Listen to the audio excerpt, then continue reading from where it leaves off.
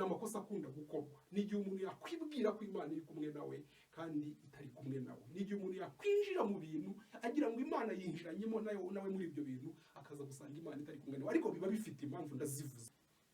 Kutisobanukirwa, kutamenya uwo uriwe muri Kristo Yesu, ni kimwe mu bintu nabonye bishobora gutuma umuntu abura gukora kw'Imana mu buzima bwe.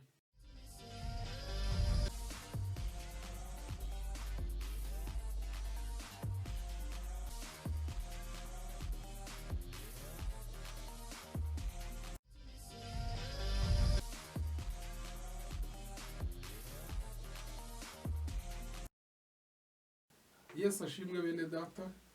Uyu ni mwarimu Valens ugarutse mu nyigisho nanone kandi igambiye guhindura ubuzima bwawe. Imana iguha umugisha ko wakomeje kwitabira izi nyigisho, kandi ndaguhamiriza ko ubuzima bwawe butazaguma uko bwari buri hanyuma yo gukurikirana izi nyigisho, kuko izi ni inyigisho twakurikije isengesho, twabanje gusenga kugira ngo umuntu wese uzajya ukurikira izi nyigisho Imana izahindura ubuzima bwe. Niyo mpamvu rero kuzikurikira byonyine iyo uri gukurikira izi nyigisho hari imbaraga, ucomekana n'imbaraga z'isengesho twakoze tubwira Imana ngo uzazikurikira uzahindura ubuzima bwe. Rero ndagushimiye cyane ko ukomeje kubana natwe muri izi nyigisho, ukunda gukora like, share, mbese ni ukuvuga ngo uburyo bwose bwo kwamamaza izi nyigisho ushobora uzajya udufasha kugira ngo uzamamarize kwira ahantu henshi hatandukanye. Rero uyu munsi nkuzaniye inyigisho nayo iri buze kugufasha. Ngiye kukubwira amakosa abiri akomeye akunda gukorwa muri ibi bintu by'umwuka, noneho bigatuma abantu batabona kugira neza kw'Imana, bigatuma abantu batabona gukora kw'Imana kubera ayo makosa. Rero ngiye mbanya kubwira kugira ngo wewe uyakosore ubone kugira neza kw'Imana. Ni ukuvuga ngo ibintu byose tuba tukubwira aba ari ukugira ngo weho bitazaboneka mu buzima bwawe. Nusanga ari ibyiza tukubwira ubikore, nusanga ari ibibi ubireke, kuko Imana irashaka kukugirira neza, irashaka guhindura ubuzima bwawe biciye muri izi nyigisho. Niyo mpamvu yaduhuje nawe. Rero uyu munsi tugiye kureba ubwoko butatu bw'abantu. Uraza kumenya icyiciro wisangamo ukurikije uko uza kuba wabyumvise. Tugiye kureba rero ubwoko bwa mbere bw'abantu bakunda kuboneka muri ibi bintu by'umwuka. Ni ukuvuga ngo hari abantu, ubwoko bwa mbere ni abantu baba bazi ko bari kumwe n'Imana kandi mu by'ukuri batari kumwe nayo. Ugasanga icyo kintu umuntu akibeshyeho. Donc umuntu akagira ngo Imana iri kumwe nawe kandi itari kumwe nawe. Aha ngaha rero bishobora kuza kugucanga ukavuga ati byose noneho ni ibiki. Ni ukuvuga ngo abaho igihe umuntu adakora ibyo Imana imusaba gukora, atubaha Imana, noneho we akibwira ko ibyo Imana isezeranya abayubaha cyangwa abakora ibyo ibasaba gukora, akibwira ko ibyo ibasezeranya nawe bizaboneka ku buzima bwe. Akibwira ko Imana izabana nawe nk'uko ibana n'abayubaha, abagendana nayo, abakora ibishimwa nayo. Bikaba byatuma hari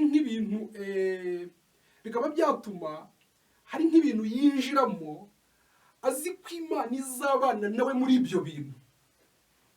Yageraho yabigeramo agakorwa n'isoni, kubera ko ibyiringiro bye ni ibyiringiro bikoze isoni, kuko yiringira ibitari bikwiriye kwiringirwa, kuko ni umuntu uzi ko ari kumwe n'Imana kandi atari kumwe nayo. Turaza kureba impamvu z'ukuntu Imana ishobora kutabana nawe ukiringira ko uri kumwe nayo kandi utari kumwe nayo. Reka tubanze dusome ijambo ry'Imana riri mu Bagalatiya 6:3. Haratubwira ngo umuntu niyibwira ko ari ikintu kandi ari ntacyo ari cyo aba yibeshye. Hepfo baratubwira ngo ibyiza nuko yakwisuzuma. Ngo umuntu niyibwira ko ari ikintu kandi ari ntacyo ari cyo ngo aba yibeshye. Ngo ibyiza nuko yagira gute? Yakwisuzuma. Abagalatiya 6:3 niko batubwira. Noneho aha ngaha rero reka nsobanura ukuntu ikosa rikunda kuba aha hantu, kugira ngo umuntu ajye muri iki cyiciro cy'abantu bizera ko Imana iri kumwe nabo kandi itari kumwe nabo. Nk'ubu ari igihe umuntu aba ari umunyabyaha. Umuntu ni umunyabyaha, ntiyubaha Imana, ntagakora ibishimwe n'Imana, yikorera ibyo ashaka bizira mu maso y'Imana. ntabwo agendana n'Imana, ntabwo agendera mu nzira z'Imana. Noneho hari ibintu Imana yizeza cyangwa se hari amasezerano Imana iha abantu bayiringira, abantu bayubaha, abantu bagendana nayo. Imana ikabizeza ko ibyo bazajyamo izagendana nabo kandi ikigaragaza. Wa muntu we urumva we aracyari umunyabyaha, ntari mu bubaha Imana, none ugasanga nawe ariringira bya bindi Imana yiringiza abayubaha. Noneho akajya agira ibintu yinjiramo azi ko araza kubona ukuboko kw'Imana, azi ko Imana iraza kubana nawe, ugasanga Imana ntibanye nawe, ugasanga akozwe n'isoni, ntabwo abonye ukuboko kw'Imana, kubera ko azi ko Imana iri kumwe nawe ariko ntiri kumwe nawe. Kubera iki? Ntakora ibishimwa nayo, ntakora ibiyinezeza, ntayoborwa nayo. Noneho bigatuma ibyo azajya yinjiramo yibwira ko Imana iza kubana nawe muri ibyo bintu, ugasanga Imana ntiyigaragaje. Ibi rero bijya bibaho. Niyo mpamvu batubwiye ngo ibyiza ni uko umuntu yabanza akisuzuma. Reka turebe mu Bacamanza, reka dusome mu gitabo cy'Abacamanza, turebe umuntu wari uzi ko Imana iri kumwe nawe ariko atazi ko yamuvuyeho. Abacamanza 16 umurongo wa 20 aratubwira ngo maze aramubwira ati, wapfa Samusoni, Abafilisitiya baragusumbiriye. Arakanguka yibwira ko yisohokera nk'ubundi akikunkumura, ariko yari atazi ko Uwiteka yamuretse. Yari atazi ko Uwiteka yamuretse. Ni ukuvuga ngo hano Samusoni yari azi ko Imana iri kumwe nawe, kwiraza kwigaragaza nk'ukuntu yigaragazaga mbere, ariko icyari ikintu atarazi, ntiyari azi ko Uwiteka yamuretse. Biza gutuma akorwa n'isoni, ndetse hasi barakomeza bakatubwira ukuntu Abafilisitiya bamusumbiriye bakamunogoramo amaso, kuko yari azi ko Imana iri kumwe nawe, ngo atazi ko Uwiteka yamuretse. Ni ukuvuga rero ngo hari abantu, habaho igihe umuntu ashobora kuba yarabanaga n'Imana mbere, agendana n'Imana, Imana iri kumwe nawe, yigaragaza mu byo akora, kubera uburyo yayubahaga, yakoraga ibishimwa nayo, Imana ikajya yigaragaza mu byo akora. None igihe cyagera akabivamo bya bindi, ugasanga ntacyubaha Imana, ntagikora ibiyinezeza, ntagikora ibishimwa nayo. Noneho we akongera akagira ibintu akora, akibwira ko Imana izabana nawe cyangwa izigaragaza nk'uko yigaragazaga mbere. Noneho akajya atungurwa no kubona Imana itabana nawe, kuko aribwira ko izakomeza kubana nawe nk'uko yabananaga nawe mbere, atazi ko mbere icyatumaga ibana nawe ari uko yayubahaga, yakoraga ibishimwa nayo, yakoraga ibiyinezeza. Yamara kubivamo agakomeza kwiringira ko ariko bizakomeza. Rero cyo nawe inama nakugira aha ngaha ni ukuvuga ngo niba warakoraga ibinezeza Imana, ugomba gukomeza kuyinezeza ndetse no kurushaho. None Imana izakomeza kwigaragaza ndetse no kurusha uko yigaragazaga mbere, ariko kubivamo warangiza ukizera ko izakomeza kwigaragaza nk'uko yigaragazaga mbere. Ibi ni bya bindi nababwiye, umuntu ushobora gutekereza ko Imana iri kumwe nawe kandi atari kumwe nawe. Ikindi nababwiye ngo umuntu ashobora kuba ari mu byaha, atubaha Imana, adakora ibishimwa n'Imana, akiringira ko iby'Imana ikorera abo yubaha nawe izabimukorera, akagira ibyo yinjira amazi ko Imana izagendana nawe, ariko ntigendane nawe, kubera ko uko igendana n'abayubaha siko yagendana n'umunyabyaha. Niba wubaha Imana, akoze ikintu ukabona kigenze neza, nawe ukibwira ngo nawe nugikora kiragenda neza, kandi impamvu Imana yabanye nawe nuko yayubahaga, wowe ukibwira ko utayubaha nawe izagendana nawe nk'uko yagendanaga na mugenzi wawe. Ntabwo bikunda. Undi muntu twavuga wenda tukiri kuri iyi kategori ya mbere, ni umuntu noneho we ushobora kuba akora ibishimwa n'Imana, yitondera amategeko y'Imana, bigaragara mbese umurebye wavuga uti kabisa uyu muntu ahagaze neza mu by'Imana, ariko uyu muntu akaba atarasobanukirwa umuhamagaro we. Nabyo bibaho, akaba atarasobanukirwa iby'Imana yamuhamagariye, kuko burya nubwo wubaha Imana, ukora ibishimwa n'Imana, ukora ibinezeza Imana, ariko ugomba kumenya ko hari ibyo yaguhamagariye kubamo gukora. Ni ukuvuga ngo hari umuhamagaro uri ku buzima bwawe. Noneho uyu muntu kubera ko ataramenya ibyo yahamagariwe, akinjira mu bintu agahusha umuhamagaro, akaba yajya gukora ibintu atahamagariwe, akibwira ngo ubwo ndasambana, ubwo niba, ubwo nsenga, ubwo niyiriza, ubwo nubahiriza biriya nkora umurimo w'Imana mu rusengero, ni ukuvuga ngo biriya bintu ngiye gukora Imana izabana nanjye. Yagerayo uwo mwanya agatungurwa no kubona Imana itigaragaza mu byo agiyemo. kandi wenda ibindi yabyubahirizaga rwose no mu masengesho abonekamo, ubona mbese pe asa naho ahagaze neza mu by'umwuka, ariko agakosa kamwe yakoze ni ukutamenya umuhamagaro we, akajya gukora ibintu atahamagariwe, yabigeramo Imana ntiyigaragaza, akabura ukuboko kw'Imana. Ubwo nawe ari mu bantu bibwira ko Imana iri kumwe nabo kandi itari kumwe nabo, ni ukuvuga ngo ntiri kumwe nawe mu byo agiye gukora kuko atari byo yahamagariwe. Ibi nabyo rero bishobora gukoza umuntu isoni n'igihe umuntu yahushije umuhamagaro, nabyo ashobora kubura ukuboko kw'Imana, akabijyamo yibwira ko Imana irabana nawe kandi ntibane nawe. Ibi bibaho. Tukiri kuri iyi kategori ya mbere, ndongera mvuge ubundi bwoko bw'abantu. Nanone kandi hari abandi binjira muri ibi bikorwa by'Imana, Imana ikabona ukuntu aje aboshywe, kubera ko hari imigozi, hari iminyururu, hari ibintu byaboshye ubuzima bwe akiri mu buzima bw'ibyaha, none abuvuyemo, yinjiye mu bikorwa byo kubaha Imana, yinjiye mu by'umwuka. None Imana igahita itangira processus ya deliverance ku buzima bw'uwo muntu, igatangira kumubohora. Imana ikagenda gahoro gahoro imubohora. Ni ukuvuga ngo mu gihe uyu muntu akiri mu bikorwa byo kubohoka bya deliverance atarabohoka, we agashaka guhita yinjira mu bintu kujya kubikora, ariko Imana itaramuha go ahead, Imana itaramwemerera kujyayo, ahubwo ikiri kumubohora, akiri mu bihe byo kubanza gusenga Imana. Kubanza donc ni ukuvuga ngo aracyari mu bihe byo gusenga no kugendana n'Imana kugira ngo ibanze imubohore, imukureho iminyururu n'imigozi imuboshye. Noneho we agashaka guhita vuba yirukanyira kugira ibintu akora, kandi Imana yari itararangiza igikorwa cya deliverance ku buzima bwe. Yagerayo akabura ukuboko kw'Imana. Kubera iki? Yashatse gutanga Imana imbere. Ni ukugenda Imana itaraguha go ahead, itarakwemerera kugenda.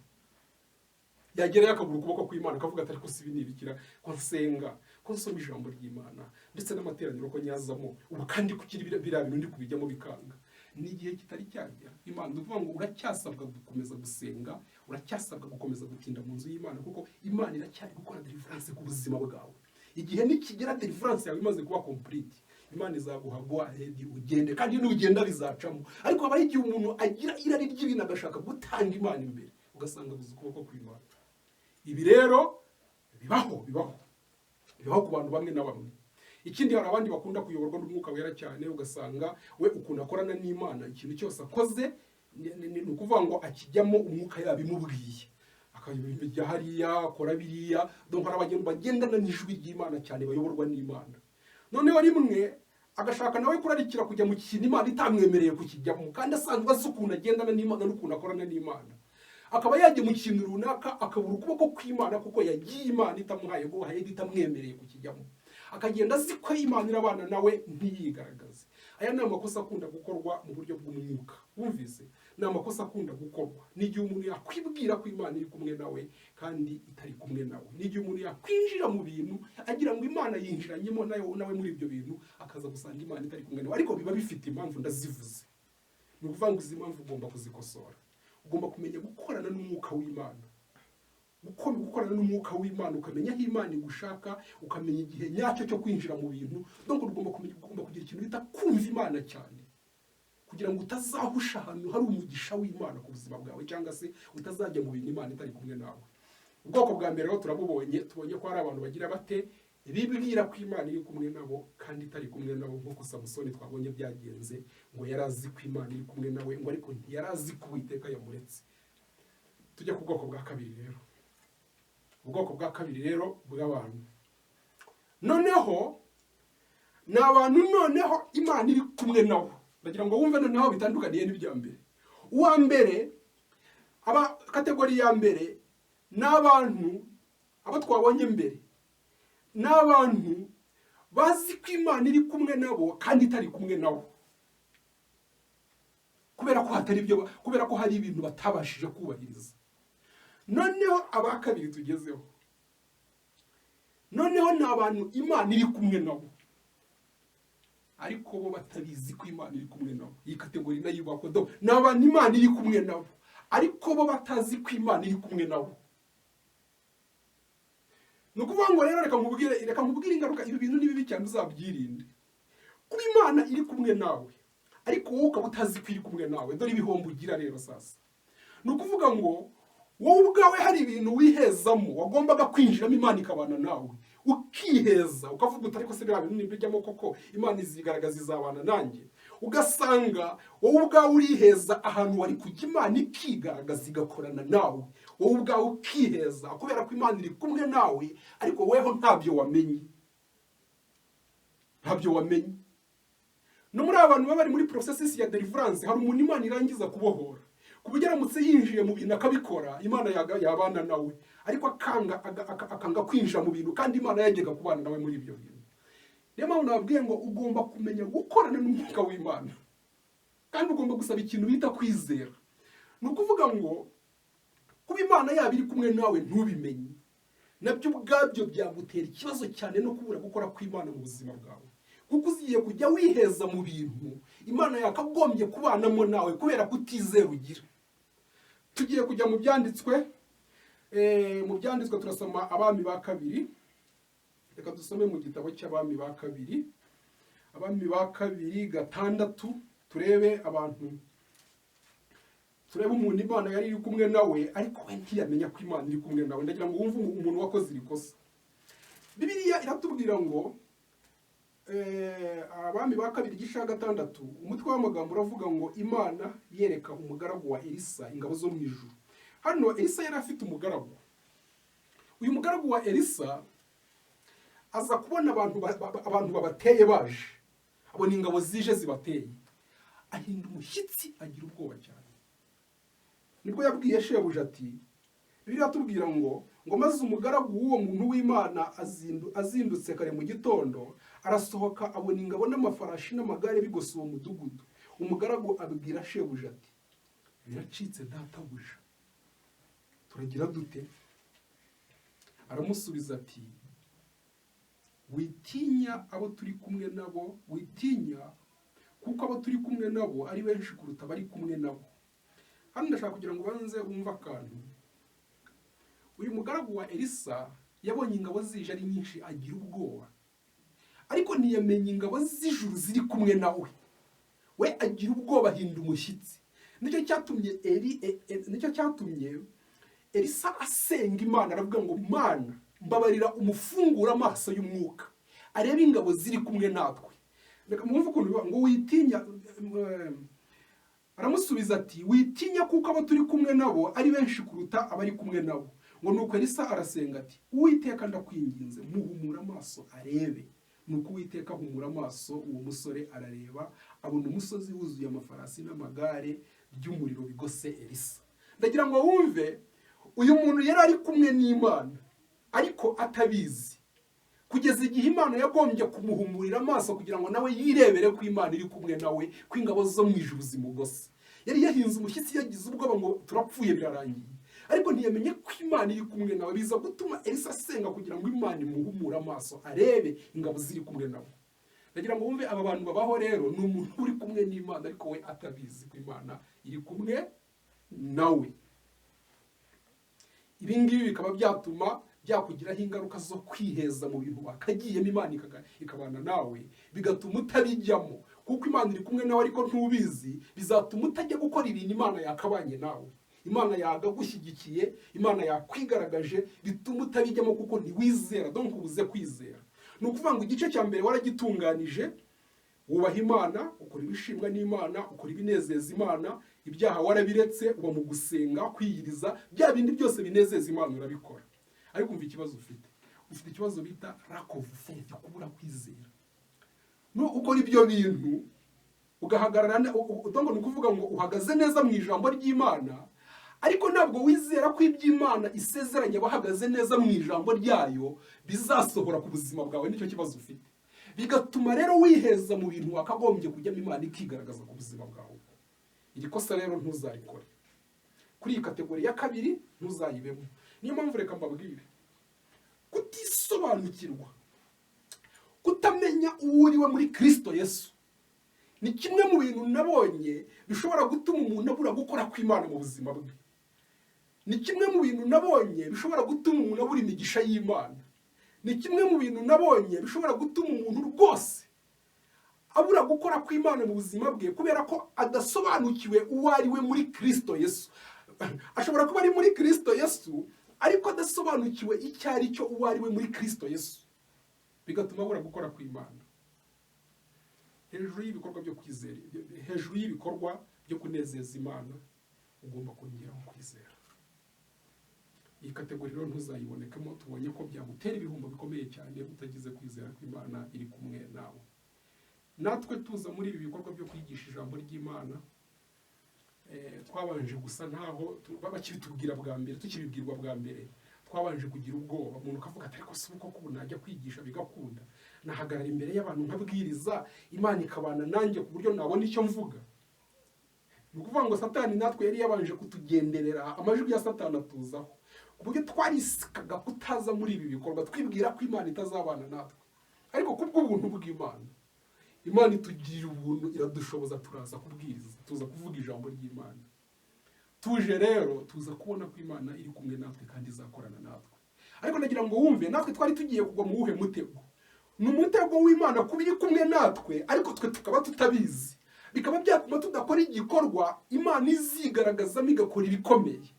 Ni ukuvuga ngo twari tugiye guhera mu buzima bwo kudakora ikintu Imana ishaka ko dukora kubera kutizera. Iri kosa rero ntuzarikore. Iyi kategori ya kabiri ntuzayibonekemo. Tujya kuri kategori ya gatatu, ari nabyo bantu Imana ishaka. Kategori ya gatatu niyo turi busorezeho, ni nabo bantu Imana ishaka. Noneho kategori ya gatatu ni umuntu umeze gute? Ni umuntu uri kumwe n'Imana kandi nawe ubwe akaba bizi neza ko Imana iri kumwe nawe. Uyu nguyu, iyi niyo kategori Imana ishaka. Ni umuntu uri kumwe n'Imana kandi nawe ubwe akaba bizi neza ko Imana iri kumwe nawe. Bigatuma uyu muntu atinyuka kwinjira mu bintu bikomeye, kwinjira mu mishinga ikomeye, gukora ibikorwa bikomeye byagura ubwami bw'Imana kandi biramuteza imbere. Kubera ko we ari kumwe n'Imana kandi arabizi, bigatuma n'ibyo yinjiyemo Imana ibyigaragazamo. Kuko we hejuru yo gukora akora ibikorwa bishimisha Imana, binezeza Imana, yarangiza akizera ko Imana iri kumwe nawe, kuko azi iby'Imana isezeranya abayinezeza. Kandi koko ibyo yinjiyemo byose ntabwo bagira, kuko agira kwizera Imana ikabana nawe. Iyi niyo kategori tugezeho ya nyuma. Turareba abantu bari bameze gutyo muri Bibiliya. Reka dusome, tujye muri Samweli wa mbere 17. Samweli wa mbere 17 umurongo wa Samweli wa mbere 17 umurongo wa 45. Hano baraza kutubwira inkuru y'umugabo bita Dawidi. Dawidi ari muri iyi kategori ya gatatu. Dawidi Imana yari iri kumwe nawe, kandi koko nawe abizi neza ko Imana iri kumwe nawe. Niyo mpamvu igihe Dawidi yakubise amaso Goliyati, mu gihe abandi bari bahinze umushyitsi bafite ubwoba, Dawidi we ntabwo yagize ubwoba kubera ukuntu abonye Goliyati ari munini, ari umunyembaraga. Dawidi yaravuze ngo uyu mugabo uduteye utarakebwe ntabwo aza kudutsinda. Dore ukuntu Dawidi yavuze. Dawidi yaravuze ngo Dawidi abwira Umufilisitiya ati, wanteranye inkota n'icumu n'agacumu, ariko ngewe nguteye mu izina ry'Uwiteka Nyiringabo, Imana ya Isirayeli. Ngo uyu munsi Uwiteka arakungabiza nkwice vuba. Ndagira ngo wumve, Dawidi Imana yari iri kumwe nawe, kandi koko nawe arabimenya. Ndagira ngo wumve, iyo Dawidi nawe aza kugwa muri uriya mutego w'abantu bari muri kategori ya kabiri.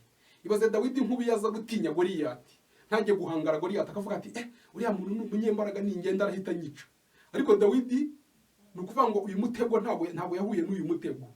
We yabonye Goliyati n'imbaraga ze, ariko ahita amenya ko Imana iri kumwe nawe, ifite imbaraga ziruta iza Goliyati.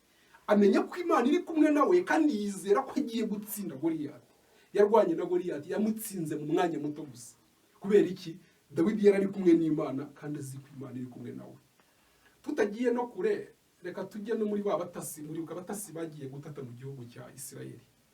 Uzi ko abatasi bagiye gutata, noneho kwa kujya gutata kwabo, ntabwo bamenye ko Imana iri kumwe nabo. Noneho biza gutuma batagira kwizera. Bakubise amaso Abanaki, baravuga ati aba bagabo ni abanyembaraga, iki gihugu ntituzagikandagiramo, tubonye Abanaki bakomeye. Ariko bo ntibamenye ko Imana yari iri kumwe nabo. Iyo bagira kwizera bakagenda, bari kugira gute? Bari gutsinda Abanaki. Ariko havuyemo abagabo babiri bita, umwe bita Yosuwa n'undi bita Kalebu. bo bari bari kumwe n'Imana kandi banizeye ko bari bari kumwe n'Imana kandi nabo babizi ko Imana iri kumwe nabo, bityo bo bizera ko nibajya muri kiriya gihugu bazatsinda Abanaki.